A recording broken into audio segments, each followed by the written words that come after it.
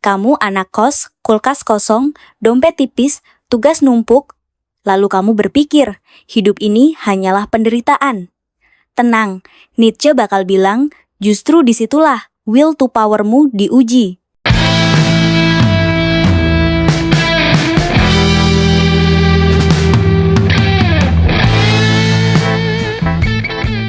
Halo, selamat datang di Jeda Berpikir.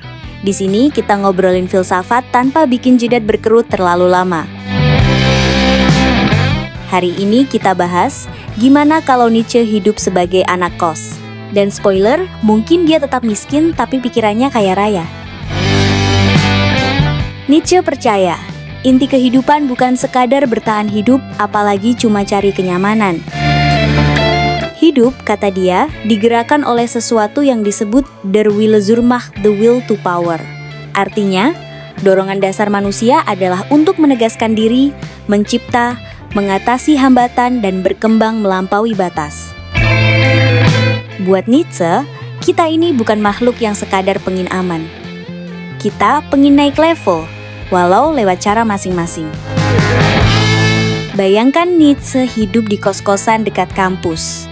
Dia nggak akan puas cuma dengan survive makan mie instan tiap malam. Dia bakal bilang, aku tidak hanya ingin kenyang, aku ingin membuktikan kekuatanku bahkan dengan mie instan ini. Mungkin caranya, masak mie instan dengan kreativitas. Ditambah telur, cabai, sosis, sampai tetangga kos ikut ngiler. Itulah will to power versi anak kos.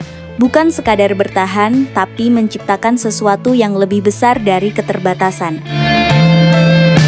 Sebagai mahasiswa, will to power bisa berarti banyak hal.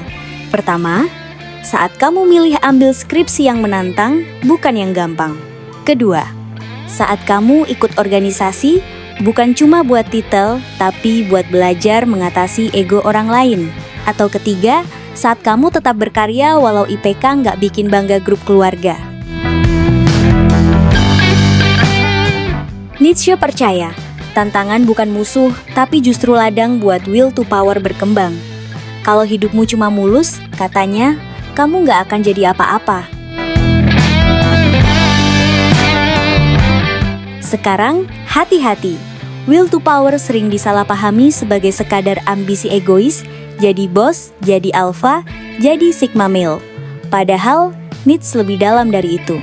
Will to power bukan cuma menguasai orang lain, tapi menguasai diri sendiri dan mencipta nilai baru. Jadi kalau kamu cuma pengen jadi ketua himpunan biar terkenal, itu bukan Nietzsche, itu cuma haus spotlight.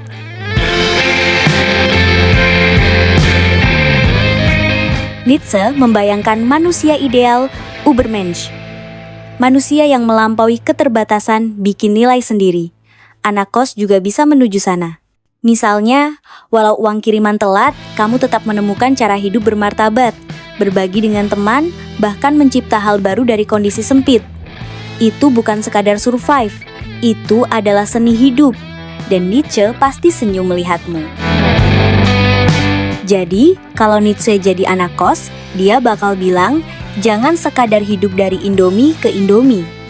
Gunakan keterbatasanmu sebagai bahan bakar untuk tumbuh, mencipta, dan melampaui diri sendiri. Karena pada akhirnya, will to power bukan soal punya kuasa atas orang lain, tapi punya kuasa untuk jadi versi dirimu yang lebih kuat. Kalau kamu suka obrolan ini, klik like dan subscribe. Tulis di komentar versi will to power apa yang pernah kamu lakukan di kosanmu. Kita ketawa dan belajar bareng di kolom komentar. Sampai jumpa di Jeda Berpikir berikutnya.